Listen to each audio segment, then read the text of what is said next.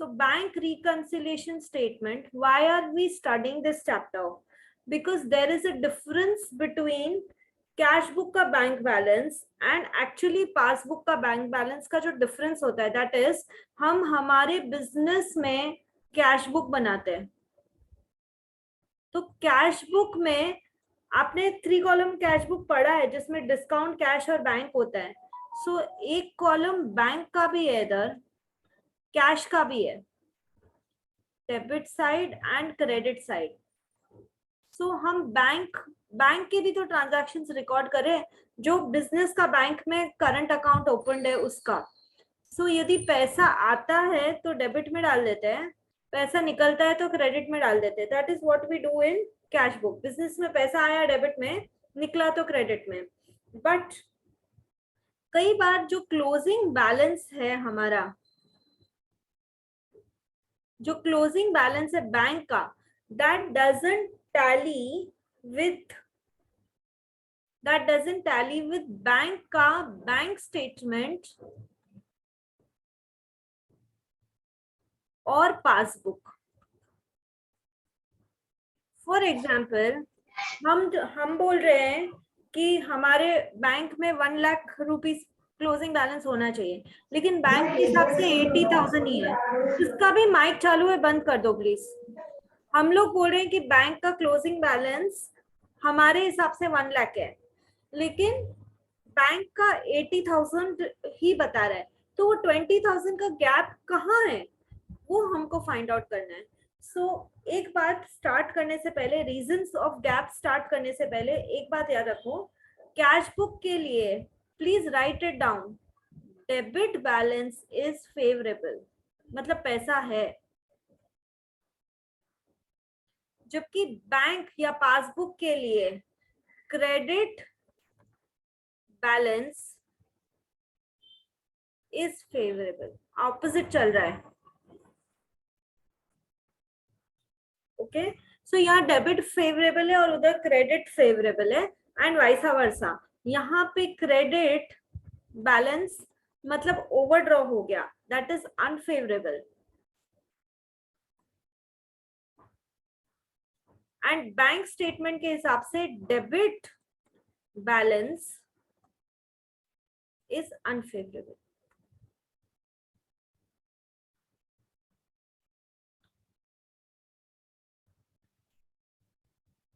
Okay, so अब क्या favourable है क्या अनफेवरेबल. जैसे हम बोलेंगे कि कोई किसी ने हमारे बैंक में पैसा डाला है, तो बैंक अकाउंट में पैसा डाला है, तो हम लोग कैसे बोले, अरे जरा देखो वो क्रेडिट हुआ कि नहीं बैलेंस, मतलब पैसा आया कि नहीं, मतलब और हमारे बैंक में पैसा बढ़ेगा तो हम क्या बोलेंगे, क्रेडिट हुआ कि नहीं जरा चेक करो, दैट इज बैंक में ऐड हुआ कि नहीं जरा चेक करो. हम किसी को चेक दे रहे हैं या ऑनलाइन पेमेंट कर रहे हैं, तो हमारे बैंक अकाउंट से पैसा डेबिट होगा, दैट मीन्स पैसा माइनस होगा, बैंक अकाउंट से निकलेगा. यदि मैंने किसी पार्टी को 2 लाख का चेक हुआ है, तो मेरे बैंक अकाउंट में 2 लाख का डेबिट दिखाएगा, दैट इज पेमेंट दिखाएगा. ओके, सो ये यदि नहीं पता कि किसका कौन सा फेवरेबल और अनफेवरेबल है तो सम नहीं होगा. इसलिए वापस से बोल रही हूँ, कैश बुक का डेबिट फेवरेबल होता है, बैंक का क्रेडिट फेवरेबल होता है, एंड वाइसा वर्सा. पहली चीज तो ये ध्यान रखनी है. अब फटाफट हम समझते हैं कि रीजंस ऑफ डिफरेंस क्या है. बहुत इजी वे में ये चैप्टर करा दूंगी, लेकिन ध्यान इधर होना चाहिए. रीजंस ऑफ डिफरेंस क्या है, क्यों कैश बुक कुछ और, कैश बुक का बैंक स्टेटमेंट कुछ और बैलेंस दिखा रहा है, और बैंक का पासबुक क्यों कुछ और बैलेंस दिखा रहा है. So let's do reasons of difference.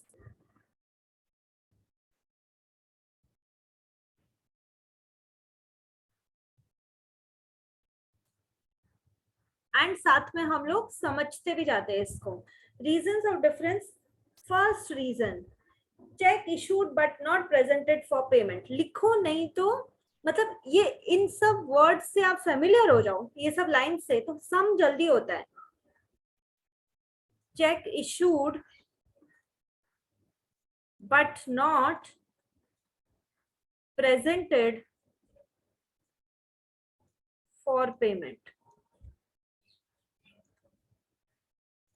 इसका मतलब क्या है, बिजनेस ने किसी को चेक इशू करके दिया, मतलब बिजनेस ने पेमेंट किया, तो बिजनेस चेक दे देगी, लेकिन ये तो कोई रूल नहीं है कि उसी दिन जाके बैंक में चेक लगाओ। तो मैंने किसी को चेक दिया है, इसका मतलब मैंने मेरे कैश बुक में से उस आदमी को चेक दिया है, पेमेंट किया है, तो मेरा तो पेमेंट जा रहा है, दैट इज मैंने कैश बुक में से माइनस कर दिया है।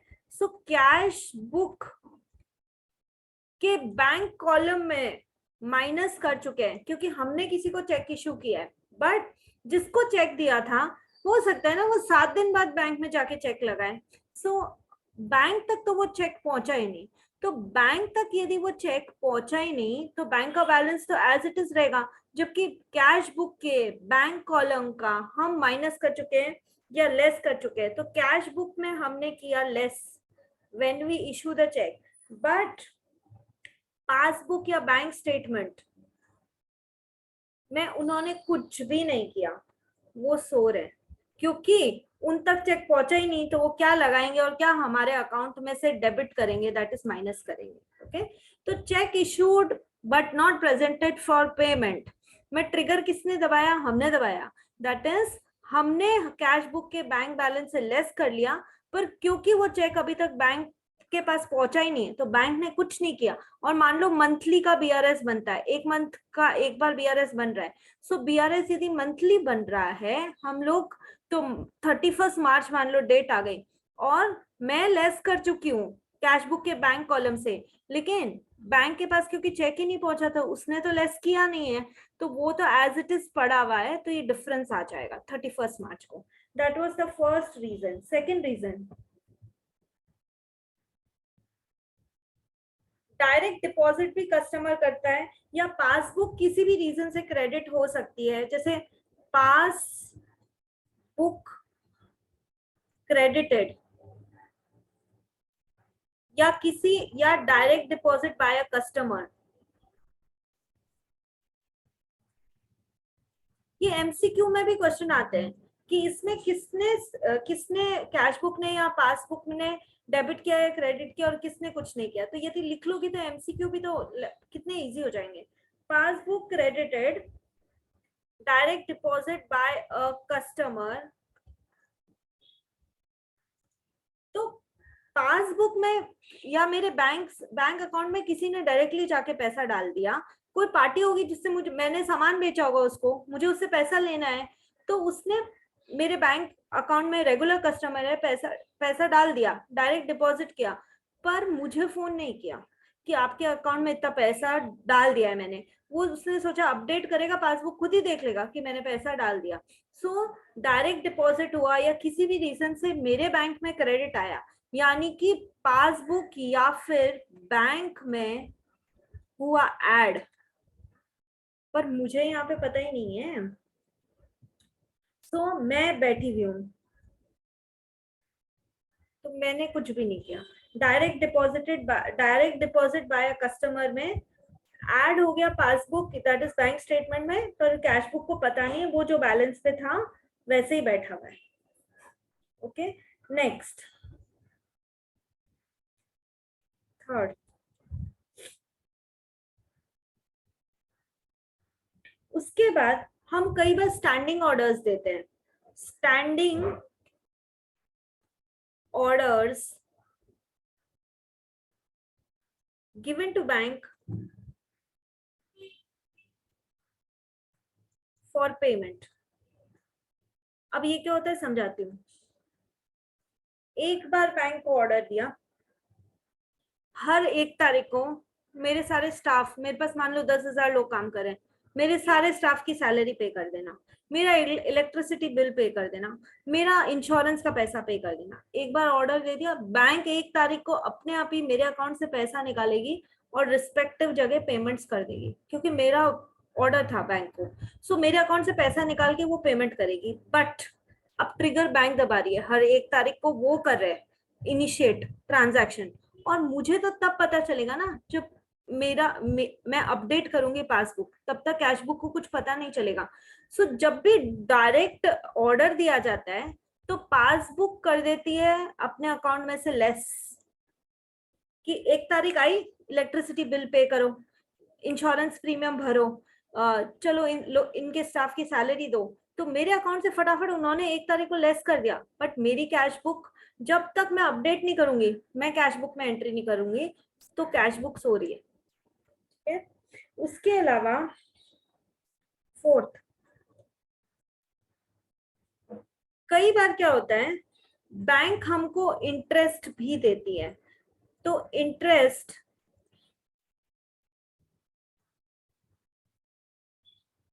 या डिविडेंड, मैंने किसी कंपनी में शेयर्स खरीदे हुए हैं, तो कंपनियां डिविडेंड देती है, तो डिविडेंड का पैसा वो घर घर पे तो लाके देंगे नहीं मुझे कैश में, ये लो आपका 1000 रुपए डिविडेंड, ऐसा तो कभी नहीं होता, सीधा बैंक में ही डिविडेंड आता है। तो इंटरेस्ट या डिविडेंड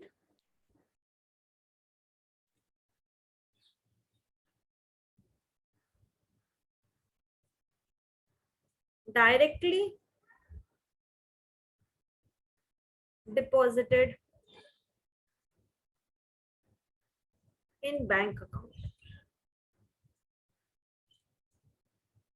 कंपनी ने डिविडेंड दिया, तो बैंक को पहले पता चलेगा ना कि खाते में पैसा आ गया है, सो बैंक ऐड कर चुकी होगी, इंटरेस्ट का पैसा बैंक में आया है वो ऐड हो चुका होगा, बैंक को पहले पता चलेगा। लेकिन मुझे जब तक इंटीमेशन नहीं मिलेगा, जब तक मैं पासबुक अपडेट नहीं कराऊंगी, जब तक बैंक स्टेटमेंट को मैं प्रिंट नहीं करूंगी, तब तक मुझे नहीं पता चलेगा, देखूंगी नहीं तब तक पता नहीं चलेगा कि अच्छा इस कंपनी का डिविडेंड मुझे मिल गया था, अच्छा बैंक ने मुझे अकाउंट में पैसे रखने का इंटरेस्ट दिया है, या कोई एफडी का इंटरेस्ट आया है, फिक्स डिपॉजिट का इंटरेस्ट आया है, तो बैंक पहले कर लेगी ऐड, और जब तक मैं अपडेट नहीं कराऊंगी मुझे पता नहीं पड़ेगा। या लाइन का मतलब है हम लोग सो रहे हैं लेकिन बैंक ने ऐड कर दिया ऑलरेडी, इंटरेस्ट डिविडेंड जो कुछ भी है मिला वो ऐड किया। नेक्स्ट,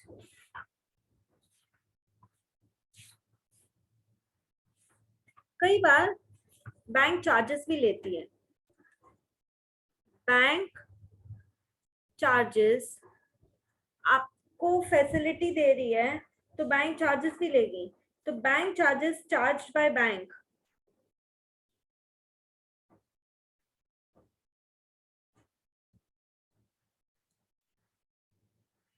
आपके स्टैंडिंग ऑर्डर्स को फॉलो कर रही है, इंश्योरेंस प्रीमियम दे रही है, आपके एम्प्लॉयज की सैलरी दे रही है, तो उस काम को करने के लिए वो चार्जेस ले सकती है।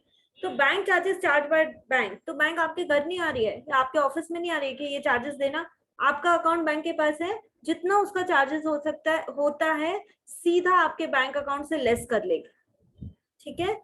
और कैश बुक को अभी तक पता नहीं है, इसलिए डिफरेंस हो रहा है। जब हम अपडेट करेंगे हमारी पासबुक तब हमको पता चलेगा, अरे बैंक ने इसका पैसा चार्जेस का काटा है तो मुझे भी ये पेमेंट करना है, तो मुझे भी मेरे कैश बुक के बैंक कॉलम में क्रेडिट साइड में ये पेमेंट लिखना है। सो नेक्स्ट, कई बार चेक डिसऑनर हो जाता है, चेक डिसऑनर, यदि आप चेक पे रॉन्ग डेट, रॉन्ग अमाउंट, गलत साइन या और कोई भी डिस्क्रिपेंसी होती है, तो मुझे जब मैंने चेक डिपॉजिट किया था उस समय मुझे तो पता ही था कि चेक लगा है तो बैंक का बैलेंस बढ़ेगा, तो मैंने मेरे कैश बुक का भी बैलेंस बढ़ा लिया, बट वो किसी रीजन से या एडिक्वेट फंड्स नहीं थे अकाउंट में, जो भी रीजन से चेक डिसऑनर हुआ हो, तो बैंक ने तो चेक डिसऑनर कर दिया, सबसे पहले बैंक को पता चलता है कि चेक डिसऑनर हुआ, तो बैंक तो लेस कर दी, लेकिन यहाँ पे कैश बुक का मुझे पता ही नहीं है, मैं तो अपडेट कराऊंगी पासबुक तब मुझे पता चलेगा कि मेरा चेक डिसऑनर हो गया, तो मैं लेस करके मतलब बैंक लेस करके बैठी है लेकिन मुझे अभी तक कोई आइडिया नहीं है। तो चेक डिसऑनर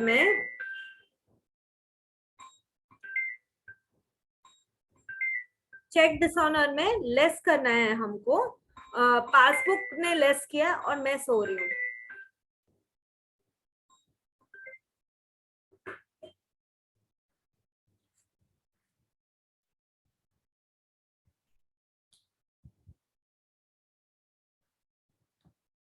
ओके, सो ये मेन रीजंस होते हैं डिस्क्रिपेंसी के। Check issued but not presented for payment, मैंने चेक इशू किया है तो मैं कैश बुक हूँ, मैं लेस कर चुकी हूँ, बट पासबुक साइलेंट बैठा है। बैंक चार्जेस का बात किया, उसके बाद किसी कस्टमर ने डायरेक्ट डिपॉजिट किया तो बैंक में ऐड हो जाएगा, पर मुझे जब तक मैं अपडेट नहीं कराऊंगी मुझे पता नहीं चलेगा। उसके बाद स्टैंडिंग ऑर्डर्स, या इवन हम कई बार बैंक को क्या बोलते हैं, मेरे टेलीफोन बिल्स पे कर देना 1 तारीख को, तो बैंक लेस कर चुकी होगी पर मुझे पता नहीं चलेगा। इंटरेस्ट, यदि बैंक ने इंटरेस्ट क्रेडिट किया है, प्लीज ध्यान दो नहीं तो क्रेडिट डेबिट में मिस्टेक करोगे। यदि बैंक ने इंटरेस्ट क्रेडिट किया है मतलब बैंक ने ऐड किया है। बट यदि किसी रीजन से बैंक ने इंटरेस्ट हमसे लिया है, मान लो कि मैं ओवरड्राफ्ट लेके बैठी हूँ, बैंक मुझसे इंटरेस्ट ले रहा है, तो तब बैंक इंटरेस्ट डेबिट करेगा, दैट इज लेस करेगा। तो इंटरेस्ट क्रेडिट करना मतलब मिलना, और इंटरेस्ट डेबिट करना बैंक के द्वारा मतलब कि इंटरेस्ट माइनस हो जाना, पे करना। हाँ, अमाउंट्स नॉट येट क्रेडिटेड सम करते वक्त बताती हूँ। ओके, सो ये बेसिक चीजें हैं। अब एक सम करके देखते हैं तो ज्यादा अंडरस्टैंडिंग होगा।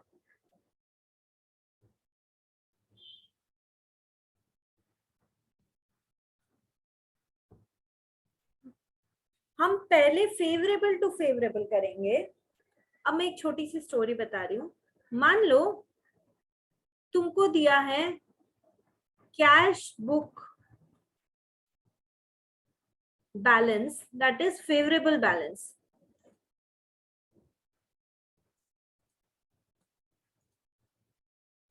कैश बुक का फेवरेबल बैलेंस दिया है तुमको, दैट इज, कैश बुक का फेवरेबल बैलेंस क्या होता है, debit.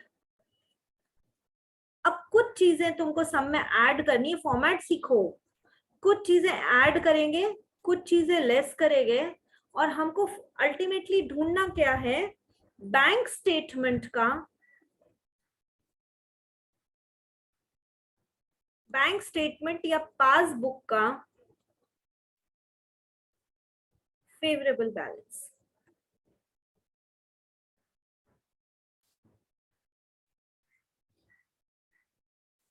That is credit. Bank के लिए क्रेडिट अच्छा होता है और हमारे लिए डेबिट अच्छा होता है। हम कौन, कैश बुक। वैसे भी एक किसी का देना किसी का लेना ही बनता है, ठीक है। तो कैश बुक का जो डेबिट है वो पासबुक का क्रेडिट होगा, और ये दोनों फेवरेबल है। तो इसमें कुछ चीजें ऐड होगी, कुछ चीजें लेस होगी, और आप अल्टीमेटली बैलेंस को टैली करेंगे। सो अब मैं नहीं चाहती कि हर एक एक चीज आप लर्न करो कि क्या ऐड होगी क्या लेस होगा, डोंट डू दैट। तो मैं एक छोटा सा स्टोरी सुनाती हूँ, उससे आप शायद समझ जाओगे कि क्या ऐड करना है क्या लेस करना है, बिना उस चीज को रिमेम्बर किए कि इसका ये होता है, ओवरड्राफ्ट का ये होता है। कुछ लर्न करने की जरूरत नहीं है, डायरेक्ट पहुंचोगे। सो ये मेरी स्टोरी है कि जब इंसान पैदा होता है, ठीक है, बर्थ हुआ इंसान का, हम सबको पता है कि एक दिन हमको तो मरना ही है, ठीक है।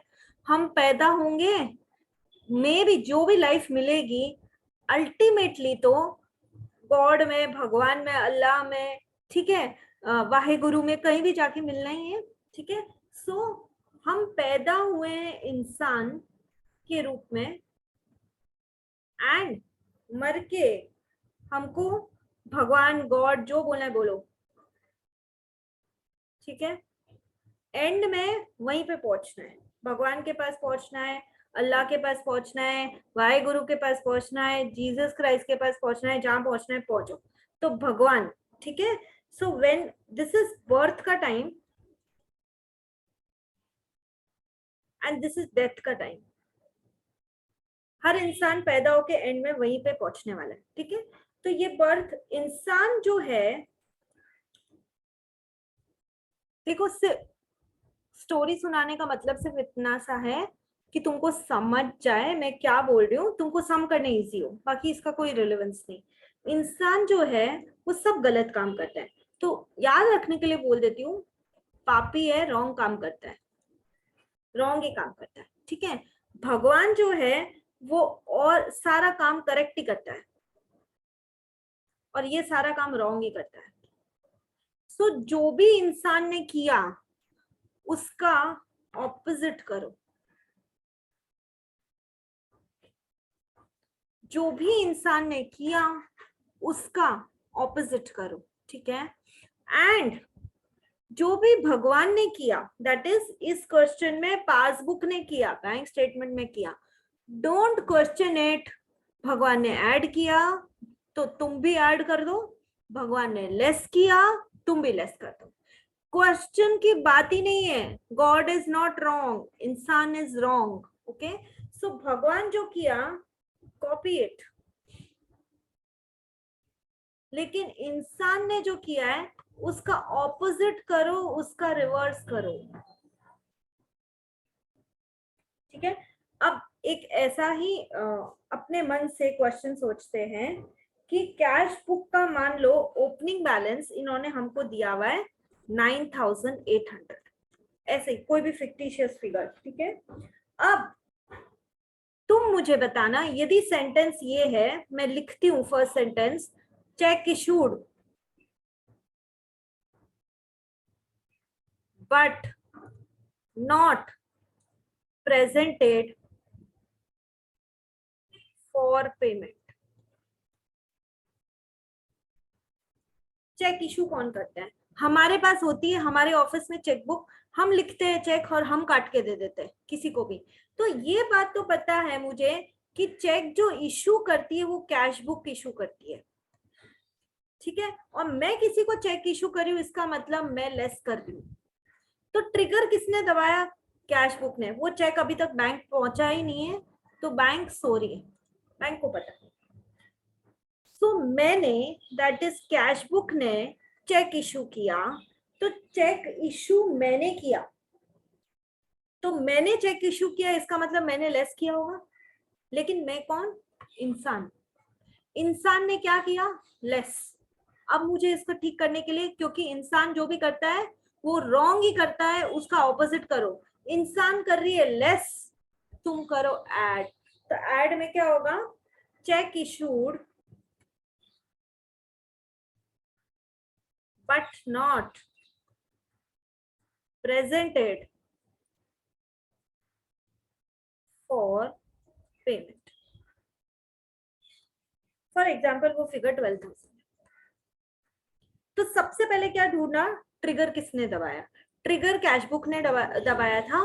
कैश बुक ने किया था लेस, क्योंकि चेक इशू किया था, उन्होंने किया लेस। इंसान कर रहा है less, that is cash book करिए लेस, हम करेंगे ऐड, इसका अपोजिट है करके। सेकेंड,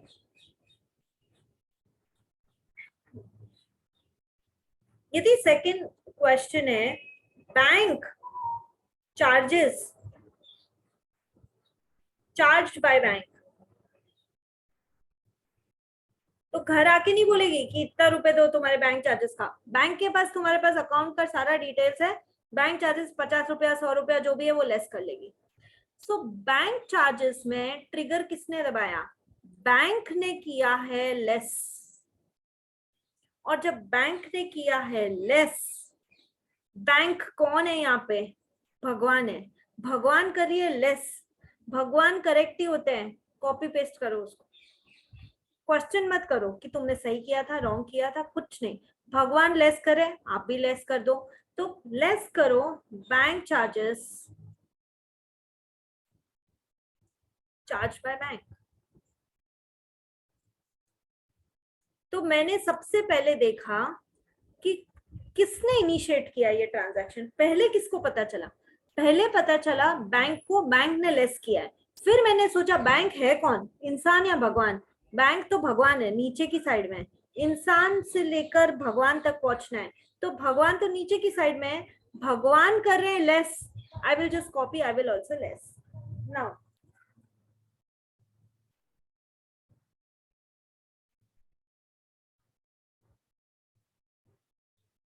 नेक्स्ट इज, मान लो टेलीफोन बिल या कुछ भी होता पेड बाय बैंक, ये मैं ओरली बता रही हूँ, telephone bill paid by bank, जो भी टेलीफोन बिल है वो बैंक ने पे कर दिया क्योंकि मेरा स्टैंडिंग ऑर्डर था। तो बैंक को पहले पता चला है बैंक ने किया है लेस। बैंक कौन है? भगवान। भगवान करें लेस तो आप भी लेस कर लोगे, ठीक है। अब next,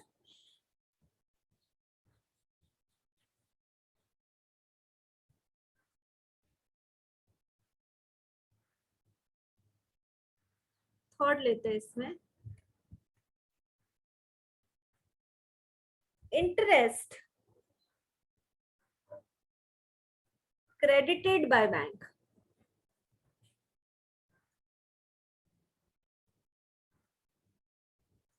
interest credited by bank, इसका मतलब क्या है? बैंक, मेरा पैसा बैंक के पास पड़ा, बैंक ने मुझे इंटरेस्ट दिया, तो ट्रिगर किसने दबाया? बैंक ने इनिशिएट किया है। तो बैंक ने इंटरेस्ट क्रेडिट किया है, मतलब बैंक ने ऐड किया है, और कैश बुक्स हो रही है, उसको पता नहीं अभी तक कि हुआ है। बैंक ने ऐड किया है। बैंक कौन है? भगवान। कॉपी करो उसका। तो बैंक कर रही है ऐड, तुम भी करोगे add, interest credited by bank. मान लो 1000 ले लो, बैंक ने ऐड किया ना, क्रेडिट किया। यही यदि ट्रांजैक्शन होता, bank charged interest on overdraft, bank charged interest on overdraft. हमारे पास अकाउंट में जितना पैसा था उससे ज्यादा हमने विड्रॉ कर दिया।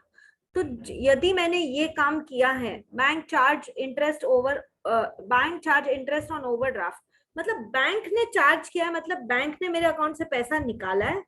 बैंक में पैसा डालना क्रेडिट होता है, तो बैंक से पैसा निकालना डेबिट होगा। इसका मतलब बैंक ने चार्ज किया इंटरेस्ट, मतलब बैंक ने लेस किया है या डेबिट किया है? बैंक ने किया है लेस, और मुझे एज कैश बुक पता ही नहीं है कि हुआ क्या। बैंक लेस कर रही है। बैंक कौन है? बैंक भगवान है। भगवान क्या कर रही है? लेस। भगवान क्या कर रहे हैं? लेस करे। तुम भी लेस करो, less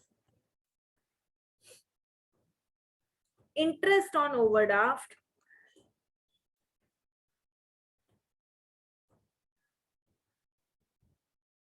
charged by bank.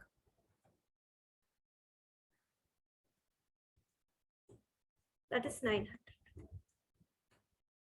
for example. Next, और एग्जाम्पल लेते हैं हम।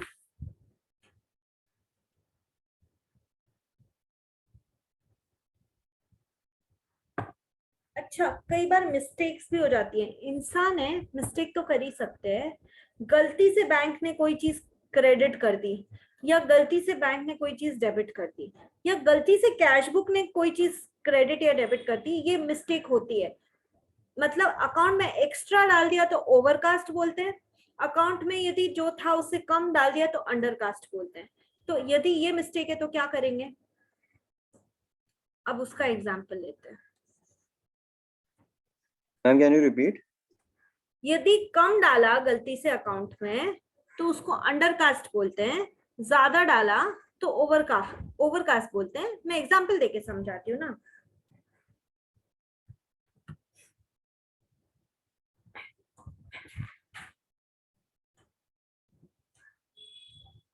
उससे पहले गलती से मान लो कि बैंक ने बैंक कॉलम, क्या बोलेंगे, बैंक कॉलम की बजाय बोलती हूँ पासबुक ने गलती की। पासबुक मतलब बैंक स्टेटमेंट अंडरकास्ट बाय ₹2000। अब बैंक ने गलती की है। हमारी आदत क्या होती है? हम जल्दी जल्दी में गलती, अच्छा इसने अंडरकास्ट किया, माइनस रखा, मैं प्लस करके आता हूँ ना, गलती ठीक करके आता हूँ। अरे तुम भूल गए कि ये ऊपर वाला इंसान है, ये जो करता है उसका ऑपोजिट करना है। और बैंक तो भगवान है। तुम कौन हो बोलने वाले कि भगवान तूने गलती कर दी? अरे उसके कुछ अलग प्लान्स होंगे। जो भी भगवान ने गलती भी की है तो तुम उस गलती को रिपीट करो सही आंसर आने के लिए। तो इसका मतलब क्या है? बैंक ने क्या किया है? बैंक हु इज भगवान, भगवान ने क्या किया है? भगवान ने भाई अंडरकास्ट किया है, तो भगवान ने लेस करके रखा है, बैंक ने गलती से लेस करके रखा है। तो बैंक ने लेस करके रखा है, गलती से सही पर किया तो लेस ही है। तो तुम भी उसकी गलती भगवान की सुधारने नहीं बैठोगे कि भगवान ने गलती से लेस किया, मैं ऐड करके भगवान की गलती ठीक करता हूँ। गलत बात है ये। भगवान ने किया है लेस, अंडर कास्ट, तुम भी उसको रखो अंडर कास्ट, क्योंकि भगवान जो भी काम कर रहे हैं वो करेक्ट ही और उसको कॉपी ही मानना है। So undercast by bank,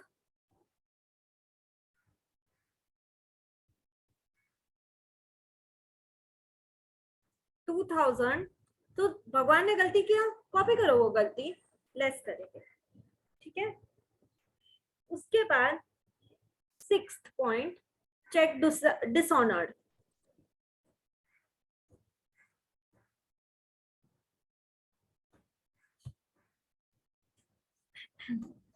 1000 rupees.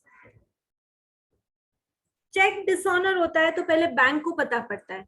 Cheque dishonour होते ही बैंक हमारे अकाउंट से वो पैसा निकाल देती है, लेस कर देती है। तो चेक डिसऑनर हुआ, जब चेक बैंक में लगता है तो पैसा ऐड होता है, डिसऑनर होता है तो लेस होता है। तो यदि चेक डिसऑनर हुआ तो बैंक ने क्या किया, बैंक ने किया लेस, डिसऑनर हो गया, हमारे अकाउंट से पैसा बाहर निकालेगी।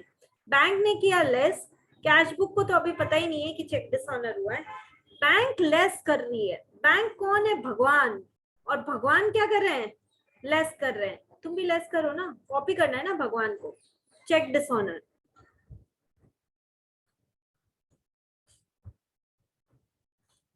1000। देखो, ये यदि तुम इंसान भगवान का गेम सीख जाते हो, तुम्हारे बुक में पूरा एक टेबल दिया हुआ है कि ये है तो प्लस करो, ये है तो माइनस करो। वो टेबल फिर तुमको याद करने की कोई जरूरत नहीं। तुम्हारा तो इंसान भगवान के गेम से ही सम हो रहा है, वो क्यों टेबल तुम याद करोगे। बट जितना इस क्लास में समझाया है वो सब चीज समझ में आनी चाहिए और उसको अप्लाई करने आना चाहिए। वो लोग ऐसे भी लिख सकते थे, ओवरड्राफ्ट है तो ओवरड्राफ्ट पे इंटरेस्ट लगता है, तो इंटरेस्ट ऑन ओवरड्राफ्ट, सुनो ध्यान से, interest on overdraft debited bye passbook या डेबिटेड बाय बैंक। यदि मैं 7th ये ले लू,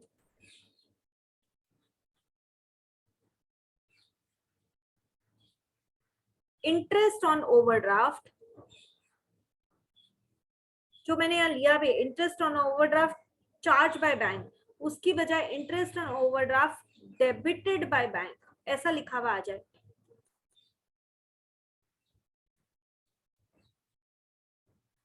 मान लो 1000, मतलब बैंक इंटरेस्ट ले रही है ना ओवरड्राफ्ट पे, डेबिटेड मतलब माइनस करना, बैंक का डेबिट मतलब माइनस करना। तो बैंक कम कर रही है, बैंक कर रही है लेस। और खुद बैंक भगवान है, नीचे की साइड में है सम के, वो भगवान है। स्टार्ट किया इंसान से, पहुंचना है भगवान तक। ऊपर वाला चीज हमेशा इंसान है, नीचे वाला हमेशा भगवान है। तो कॉपी करो भगवान का, भगवान लेस करिए, तुम भी लेस करो।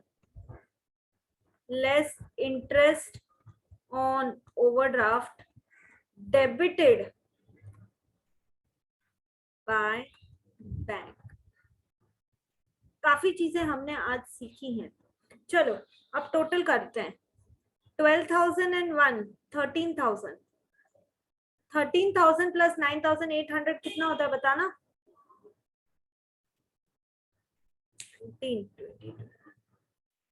22,800। ये सारी चीजें जो लेस की है ना, इसको ऐड करके बाहर निकालो। 1,000, 2, 4 और 1, 5,000। ठीक है ना। अल्टीमेटली 22,800 में से लेस करो 5,000, तो तुमको मिलेगा बैंक स्टेटमेंट या पासबुक का favourable balance, that is credit balance. कई बार वो लोग दोनों दे देते हैं, कैश बुक का भी डेबिट बैलेंस दे देते हैं, but the bank shows credit balance of answer, final figure भी दे देते हैं। तो तुम किसी से भी स्टार्ट कर सकते हो, किसी से भी एंड कर सकते हो, बस उसमें तुमको एडलेस करना है और पहुंचना है। और हमारा रूल नहीं तोड़ना है। ऊपर वाला इंसान है, नीचे वाला भगवान है। इंसान जो भी करता है उसका रिवर्स करो और भगवान जो भी करता है उसको कॉपी करो। 22,800 less 5,000. Children, how much it is?